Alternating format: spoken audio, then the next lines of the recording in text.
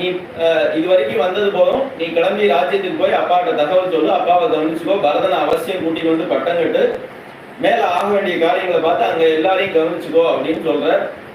சுமந்திர அழுதுனே நிற்கிறார். நான் அந்த அபிப்பிராயத்தை உங்களோட வரலையே, நான் 14 வருஷமா உங்க கூட கைங்கரியம் பண்ணலாம் அப்படிங்கிற எண்ணத்துல நான் வரேன், நீங்க இப்படி விட்டுட்டு போலாமா அப்படின்னு கேட்கிறார். பிருத்யவத்சல திட்டந்தம் பத்ருபுத்திர கதேவதி பக்தம் பிருத்யம் சிதம் சித்யாம் தொன்னமா மாதுமர்கசி.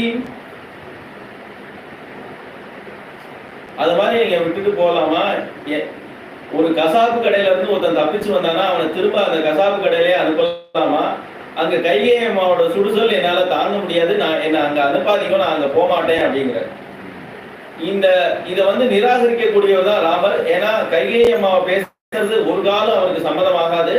ஆனா இங்க நிராகரிக்காம என்ன பண்றாரு, சொன்னதே அவரை திருப்பி அனுப்புறதுக்கு உபயோகப்படுத்துறார்.